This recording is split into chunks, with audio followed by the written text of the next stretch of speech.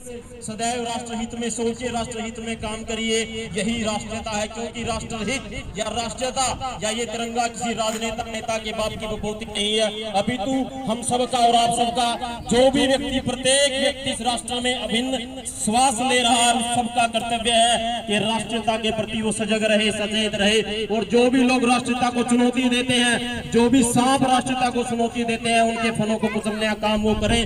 राष्ट्रहित में सोचिए, राष्ट्रहित में काम कीजिए, यही आपकी, मेरी और सबकी इस राष्ट्र के प्रति सच्ची श्रद्धांजलि होगी।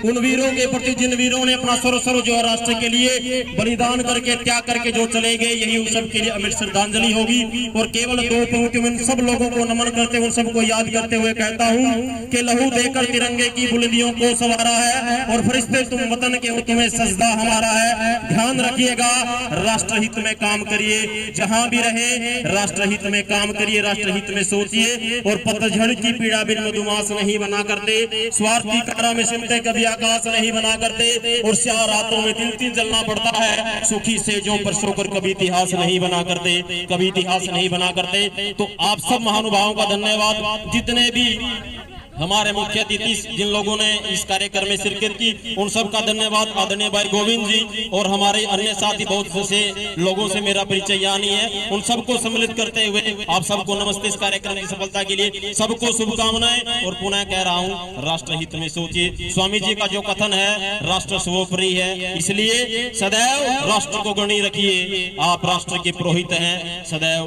राष्ट्रहित में सोचिए। धन्यवाद, नमस्कार।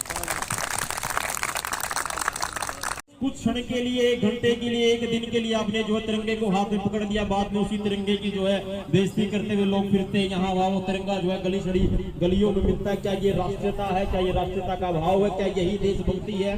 देशभक्ति केवल 1 मिनट, 5 मिनट, 1 दिन या 1 साल के लिए नहीं होती है। ये वो रक्त है या ये वो चीज है जो सदैव के लिए आपके रक्त के भीतर निरंतरता में जो बाले मारता है, उसे देशभक्ति कहते हैं। वही देशभक्ति जो -30 डिग्री, -40 डिग्री टेम्परेचर में जहाँ हड्डियां गल जाती हैं, वहाँ सियाचिन जैसे उस दुर्गम क्षेत्र में जो है हमारे जवान इस तिरंगे की शहादत के लिए, इस तिरंगे की तिरंगा सदैव लहराता रहे, इसके लिए वहाँ खड़े होकर जो है 24 घंटे पहरा देते, राष्ट्र की अस्मिता की रक्षा करते हैं। और मैंने जो कहा था, वयम राष्ट्र जागृत, मैं राष्ट्र का जागृत पुरोहित हूँ। आप कौन है? आप भारतीय हैं। कहीं भी आप जाएंगे, देश से बाहर निकलेगा, किस नाम से जाने जाएंगे? मैं अपने नाम से नहीं जाना जाऊंगा, आप किसी प्रांत क्षेत्रवाद के नाम से नहीं जाने जाएंगे। आपका संबोधन होगा कि आप कहां से आए हैं। आप भारतवर्ष से आए हैं, आप भारत के हैं। और भारत का संधि विच्छेद कीजिए। क्या है जानते हैं भारत का संधि विच्छेद? भा अर्थात आभा, प्रकाश, चमक, ज्योति, ज्ञान और रथ, जो निरंतरता में ज्ञान की खोज में लगा हुआ है, जो निरंतरता में अनुशासनबद्ध है, जो पूर्व विश्व को मार्ग दिखाने वाला, वो मेरा भारतवर्ष है। ये भारतवर्ष की डेफिनेशन है। This is the definition of Bharat. तो आप सब उस भारतवर्ष के नागरिक हैं, और ये वो देश है जो सबसे प्राचीन है। संस्कृति का पालना इसको कहते हैं। संस्कृति, सभ्यता, समस्त चीजें इस देश के भीतर से उपजी। ज्ञान विज्ञान यहाँ से फैला।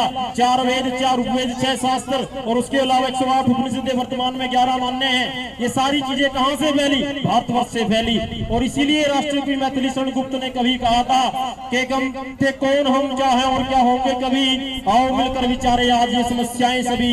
यद्यपि अपना इतिहास में पूरा प्राप्त है नहीं, लेकिन ते कौन हम इस ज्ञान को अधूरा कह सकते नहीं। अरे भूलोक का गौरव, प्रकृति का पुण्य लीला सफल कहाँ, फैला मनोहर गिरी हिमालय और गंगा जल जहाँ। सब देशों में अधिक किस देश का उत्कर्ष है, वह जो कि ऋषि भूमि यह भारतवर्ष है। और वर्त भारतवर्ष ही संसार का सिरमौर है। ऐसा पुरातन देश विश्व में नहीं कहीं और है। संसार की बहुभूतियों का यह प्रथम भंडार है, और नरसृष्टि का सबसे पहले हुआ यही विस्तार है। यह देश आर्यवर्त है, इसके निवासी आर्य हैं, और विद्या कला कौशल में ये सबके प्रथम आचार्य हैं, सबके प्रथम आचार्य हैं। तो गर्व कीजिए भारतीय होने के ऊपर, क्योंकि वो राष्ट्र है जिसने पूरे विश्व को मार्ग दिखलाई और आज भी मार्ग दिखला रहा है। संस्कृति का पालना, सभ्यताओं का केंद्र, भिन्न भिन्न जातियां, भिन्न भिन्न बोली, बोलियां पूरे विश्व में सबसे ज्यादा यहाँ बोली जाती है। हर धर्म के लोग आपको यहाँ पर देखने के लिए मिल जाएंगे और सब लोग एक ध्वज के आगे नीचे आकर के जब कहते हैं कि मैं केवल मात्र भारतीय हूँ और यही मेरी पहचान है, तब एकता में अनेकता की जो बात होती है वो प्रफुल्लित होती है और तब सबके हृदय में वो जो चीज है राष्ट्रभक्ति, देशभक्ति, राष्ट्रीयता, नेशनलिटी जिसको आप कहते हैं, वो सारी चीजें छलांगे मार करके व्यक्ति जब आगे बढ़ता, सारी बाध्यताओं को पार करता हुआ, प्रत्येक प्रांतवाद, जातिवाद, वादीवाद, क्षेत्रवाद सब